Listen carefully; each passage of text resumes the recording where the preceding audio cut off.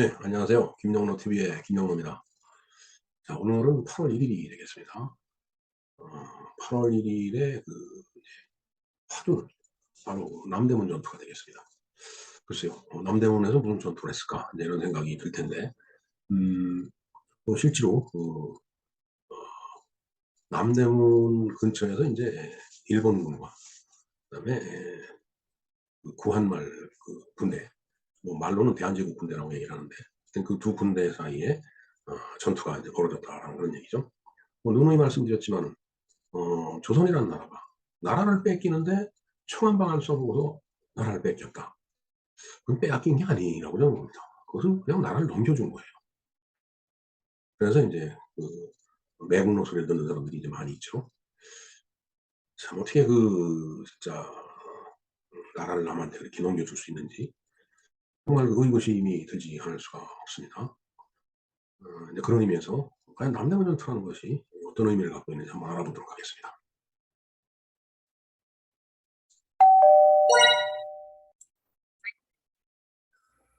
예, 남대문 전투는 대한제국군, 그러니까 참 말이 좋아 이제 대한제국군인데 구한말, 그러니까 조선 말기의 군대를 이제 말하는 거죠. 대한제국군이 군대 해산에 저항하여 일본군과 교전을 벌인 전투다. 뭐 내용으로 봐서는 뭐 이제 그 전투라고 하니까 정말 엄청난 저항이 이제 어, 있었나 싶은 생각도 들 텐데, 제가 봤을 때 뭐 그런 규모는 아니고 군대가 해산되니까 그러한 어떤 그 조치에 대해서 뭐 가만히 입 닫고 뭐 아무 말도 안 하고 해산될 그런 군대가 어디 있겠어요. 예. 음, 하여튼 그 남대문 전투에 대해서 잠깐 알아보도록 하겠습니다. 예, 남대문 전투죠. 배경을 한번 볼까요? 어, 뭐, 지난 7월 31일 날 이제 조선군대 해산일이라는 거에 대해서 이제 말씀을 드렸는데, 뭐 그 배경은 그거라고 보면 되겠습니다. 일본은 정미 7조약을 강요하여 대한제국의 각종 권리를 박탈하고 자신들이 그 권리를 가져갔다. 조약의 시행을 위한 비밀 조치서에는 대한제국의 군대를 해산시킨다라는 조항이 있었다. 일본은 이를 통해 대한제국의 국방력을 상실시키고자 저항의 의지를 분사하려 군대 해산을 위해 통감부는 시위대 병력 전부를 1907년 8월 1일자로 비무장 상태로 훈련원에 모이라고 공지를 했다. 여기서 해산식을 치를 요량이었는데 반일 장교 중 시위대 1대 대장 박승환이 울분을 못 이겨 권총 자살을 한다. 예. 예, 박승환이 이제 1869년 9월 7일 태어나서 바로 이제 1907년 8월 1일 날 이제 순국을 한 거네요. 대한제국의 군인이며 순국지사이다. 아명은 박승환이고 호는 은파이다. 예, 오른쪽에 그 박승환 대대장의 그 사진이 나와 있습니다. 울분을 못 이겨 권총 자살을 한다. 그는 유서에 군인으로서 나라를 지키지 못하니 만 번 죽어도 아깝지 않다라고 하였다. 이에 분격한 장병들이 대대 일부 장교들이 지휘에 따라 무기고를 부수고 총을 꺼내 일본군과 교전을 시작하였다. 시위대 이외 다른 연대에서도 반항이 있었다는 주장도 있다. 뭐 이때 당시에 뭐 그것을 뭐 사진으로 찍어놓은 것도 아니고 어, 뭐 진짜 그야말로 뭐 명확한 그 기록이 있었는지 없었는지 우리가 역사 시간에 배운 것은 없습니다. 아니면 저만 못 배웠는지 모르겠어요. 그러나 이제 프랑스 언론 르푸티 주르날이라는 이제 그 언론에 이 남대문 전투에 대해서 이제 그러니까 그때 당시 그림이 이제 실렸던 거죠. 르 드라블루 제가 프로를 딱 6개월만 배워갖고 그 꼬리 알짜 발음을 이렇게 가래침 뱉듯이 하죠. 프랑스 사람들은. 프랑스 언론 르푸티 주르날에 실린 남대문 전투. 이게 이제 일본군한테 조선 군대의 그 군인들이 이제 진압당하는 거죠. 뭐 진압이 말이 좋아 진압이지 이게 살해당하는 거잖아. 지금 이제 죽어 있고 병사가 뭐 참 총칼 앞에 칼을 들고서 이제 저항을 해봐야 사실 이게 정말 의미가 없죠. 총칼 앞에 칼만 들고서 저항을 한다는 게 총알을 피해 다닐 수도 없는 거고. 그래서 이제 날짜가 1907년 8월 1일, 장소는 한성, 지금 서울이죠. 우리가 살고 있는. 결과는 이제 대한제국 군대 해산과 한일 합방으로 이제 이어지는 거다라는 얘기가 되겠습니다. 교전국 이게 진짜 말을 교전국이라고 표현해서 그렇지 이게 뭐 대한제국하고 일본 제국하고 싸운 게 아니에요. 대한제국은 그대로 나라를 넘겨준 거예요. 어? 일본 제국은 그대로 나라를 넘겨받은 거고 그 나라를 넘겨주는 과정에서 뭐 어 어떤 그 조약문이나 무슨 그 합의문에 사인을 했네 뭐네 해 갖고서 뭐 을사오적이니 뭐 정미칠적이니 뭐 이런 얘기를 하는데 이 정말 우리가 근대사를 정말 다시 다른 각도에서 봐야 된다라고 저는 생각합니다. 예. 일본군하고 어 그 이제 대한제국 군대 참 말이 좋아 대한제국이지. 응? 여기는 뭐 기관총 부대가 있었는데 뭐 사실 솔직한 얘기가 무슨 무기가 있었겠어요. 무기고를 그 부수고서 전투를 벌였다라고 하는데 뭐 실탄도 이미 뭐 한정적이었을 거고. 근데 이들은 아예 그럴 것을 대비해서 미리 와 갖고 딱 배치를 해 있었던 그 군대죠. 어?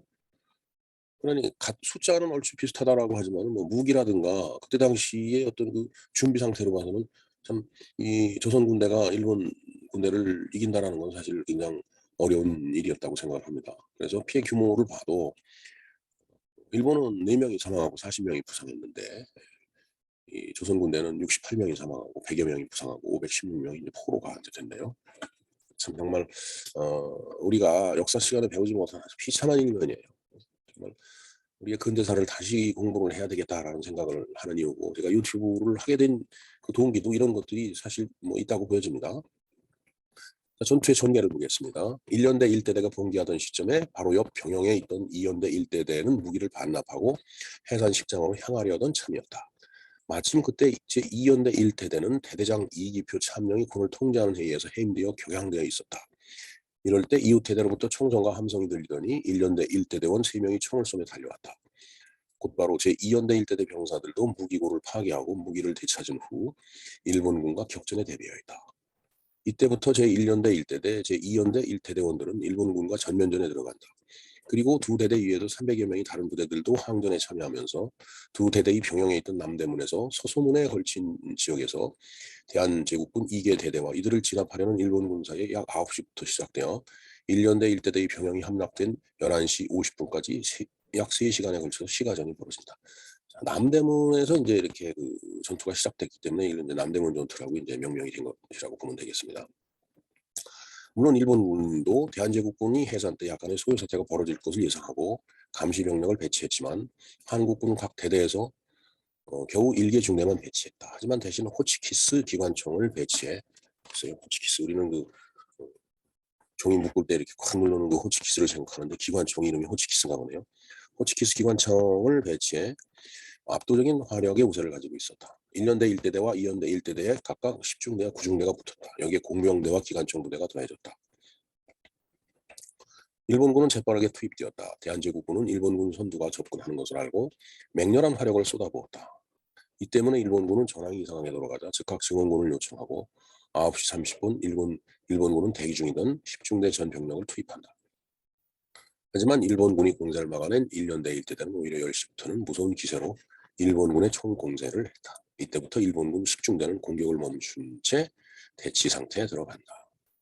한편 일본군은 남대문 문루에 2정의 기관총을 설치하고 병영에 대한 지압 사격을 실시하였다. 이것은 한국군에게는 굉장히 불리했는데 당시 서울에는 남대문과 동대문이 가장 높은 건물이었다. 한국군의 병영이 남대문 근처에 있었는데 일본군이 성루에 기관총을 설치한 것이다. 한국군이라고 하니까 표현이 좀 이상합니다. 한편 일본군 구중대는 10시 20분경부터 기관총을 앞세우고 제2연대 1대대 병영 뒷문을 향해 총공격을 했다. 일본군은 기관총 돌격을 감행하지만 한국군은 벽과 철문을 이용해 방어하며 집중 사격했다. 때문에 일본군이 기관총 어문을 받으며 시도한 돌격을 막아낼 수 있었다. 교전이 계속되자 일본군 지도부는 일본군 12중대와 7중대 병력을 증포한다. 증원부대인 12중대를 고전하고 있던 제9중대에 붙여 한국군 제2연대 1대대를 집중 공격한다. 증원군이 붙은 일본군은 계속해서 밀어붙였고 구중대 가지와라 중대장은 제2연대 1대대 병영 부근을 돌파했다. 하지만 가지와라와 함께 영내에 돌입한 구중대는 한국군 집중 사격에 노출되었고 가지와라는 절명했다. 그런데 갑자기 병영에 있던 벽에서 큰 소리가 들려왔다. 일본 공병대가 설치한 폭약이 터지는 소리였다. 화염과 연기에 한국군은 순간적으로 당황했다. 이 틈을 타 일본군 7중대, 12중대가 잇따라 병영 안으로 돌입했고 한국군은 마지막 저항을 해보지만 2연대 1대대는 10시 50분에 일본군에게 함락당하고 말았다.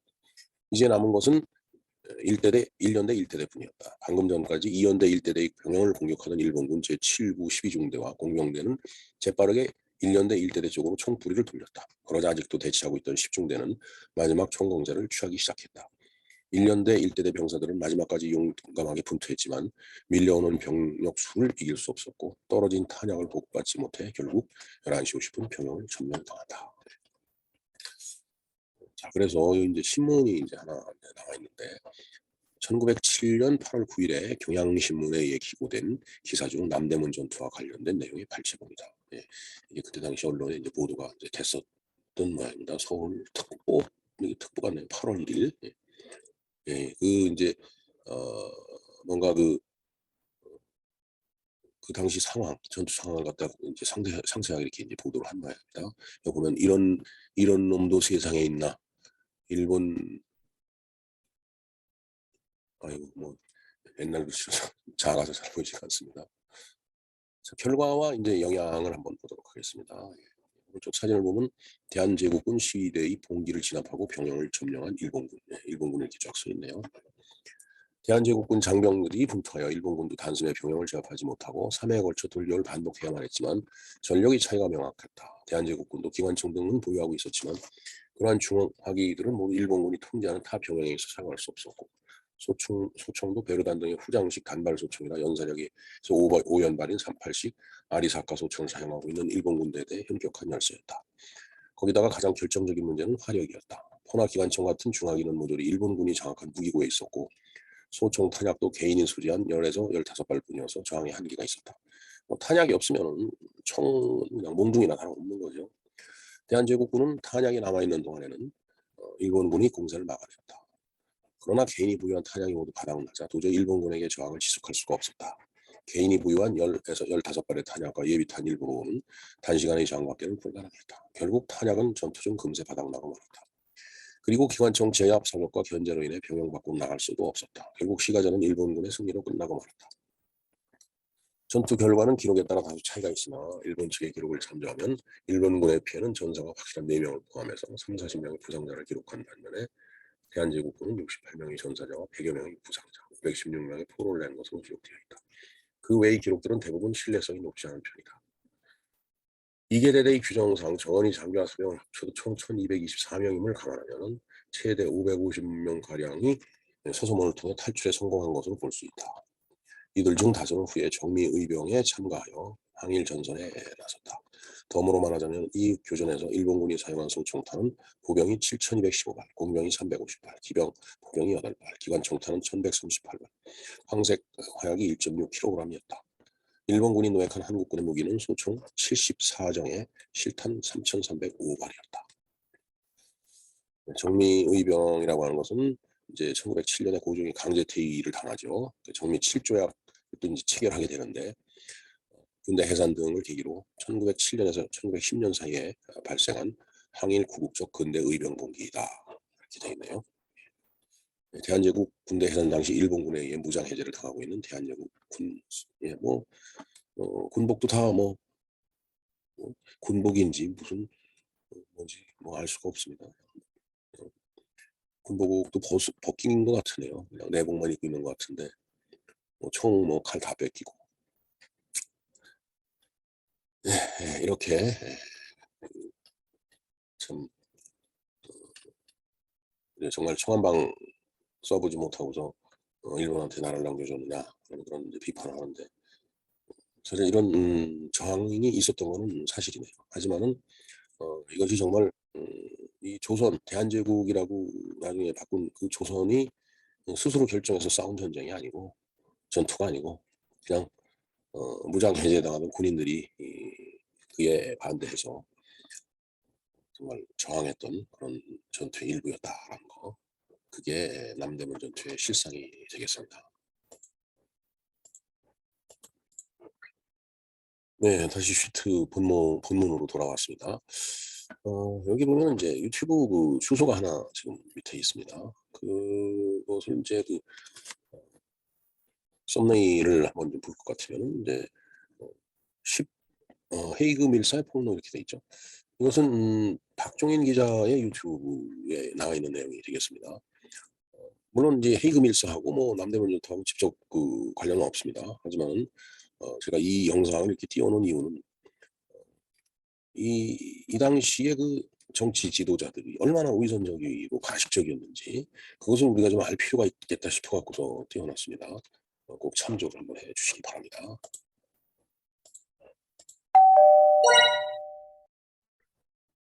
네, 이상과 같이 남대문 전투에 대해서 우리가 알아보았습니다. 앞에서 두 분이 이제 말씀을 드린 바와 같이 나라를 지키기 위해서 싸운 전투는 아닌 것 같아요. 정말 그 무슨 뭐 임진왜란 때 같이 이순신 장군이 함선을 이제 포진시켜 갖고 몰려오는 적의 그 함대를 갖다 이제 뭐 괴멸시키고 하는 그런 전투가 아니고 단순하게 이제 군대를 해산하려고 하니까 그에 이제 반발해 갖고 저항했던 모습. 게다가 뭐 준비된 실탄이라든가 무기가 없었기 때문에 더군다나 무장을 해제당하고 있는 그런 상태였기 때문에 뭐 전쟁다운 전투다운 전투를 해볼 수도 없었을 뿐더러 그런 그 여건이 마련이 돼 있던 것도 아니었죠. 단순하게 군대를 해산하니까 그에 반발하고 저항하는 모습이었다라는 게 남대문 전투의 성격에 더 가까울 것 같습니다.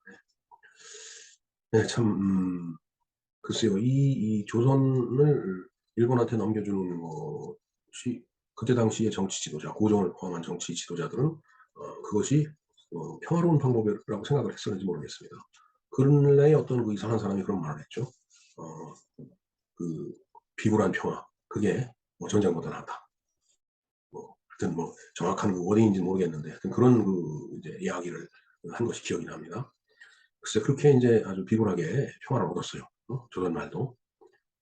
하지만은 그 얼마나 굴욕적이고 부끄러운 일이겠어요. 그리고 얼마나 괴로운 일입니까, 이게. 그로 인해서 그 후세 36년간 그 일제 치하에서 살아오고 그 일제 하늘 밑에서 태어나고 한 그런 세대들이 얼마나 고생을 했어요. 했겠습니까? 뭐 그뿐이겠어요. 그 여파가 저희들 세대까지 밀려왔죠, 사실은. 지금도 뭐 일본에 대해서 우호적인 감정을 갖다가도 이런저런 생각을 하면 화가 치미는 건 사실입니다. 그냥 피 속에 용해돼 있어요. 그게. 네, 정말 그 36년 하면은 30년을 한 세대라고 봤을 때 한 세대의 삶을 남의 나라한테 그 이제 맡긴 건데 그 36년이라는 시간이 한 세대뿐만 아니죠. 거기에 여러 세대가 걸쳐 있어요. 그리고 그렇게 나라를 빼앗겼던 세대도 울분이 있었을 거고 굴욕도 있을 거고 아주 비겁함도 있었겠죠. 그런가 하면은 그 시대를 살아왔던 사람들 마음속에도 역시 그런 것들이 있을 거예요. 그리고 해방이 됐습니다. 미군정 3년을 지나고서 우리가 이제 대한민국이라는 나라를 건국을 1948년 8월 15일 날 했는데 그 이후에 태어난 저희들 세대도 그 일본 하면은 뭔가 그 마음속에 이상한 것들이 그 용해돼 있어요. 정말 하늘이 무너져도 뭐 축구 경기라도 일본만은 이겨야 된다라고. 다른 나라에는 다 져도 일본만은 이겨야 된다라고. 이 엄청난 그 정신적인 멍해를 짊어지고 살아가고 있는 거예요. 물론 서로 경쟁해서 이기는 건 중요합니다. 근데 마치 그런 것들이 하다못해 진짜 신성한 스포츠까지 정말 그 커다란 어떤 그 이겨야 된다는 것이 마치 멍해같이 등에 짊어져지고서 살아가는 이 세대. 물론 지금 젊은 사람들은 어떨는지 모르겠어요. 저들까지만 해도 그래요. 정말 하늘이 무너지고 땅이 꺼져도 일본만은 이겨야 된다. 그렇기 때문에 일본이 그 이제 근대화를 빨리 해갖고서 우리보다 훨씬 앞서 나갔던 그 어떤 시간을 엄청 줄여놓은 것만도 사실입니다. 사실 그런 마음이 있었기 때문에 정말 정말 화분하고 굴욕적이지만 한 자리도 더 그놈들한테 배우려고 노력했고 그래서 지금 그들 못지않은 그런 경제 대국을 지금 이뤄가고 있는 이 대한민국이라는 국가 사회를 보면은 뭐 그런 그 굴욕적인 면도 있었지만 좀 보람찬 면도 있기는 해요. 사실은. 그러나 그런 아주 정신적인 고통, 굴욕 그런 걸 겪지 않고서 서로 이웃 나라가 손잡고 즐겁게 서로 상생하며 공존하면서 살아갈 수 있는 그런 분위기를 예전부터 만들어 놨었다면 물론 그것이 쉽게 되기는 어렵겠지만 그러나 그런 굴욕과 침범을 당하지 않는 그런 힘이 있었다면 하는 그런 아쉬움이 가슴에 잔뜩 배어있는 것도 사실입니다. 네, 오늘 정말 청한방 쓰지 않고 나라를 넘겨줄 수 있었을까 하는 의구심에 그나마 우리의 그 역사 속에서 그에 저항해서 총을 몇 방 쏴봤다라는 남대문 전투라는 사실을 알고서 과연 이 역사적인 사실이 무엇을 의미하는지 매우 궁금해서 한번 이 주제를 다뤄봤습니다. 네, 김영로 TV의 김영로였습니다. 감사합니다.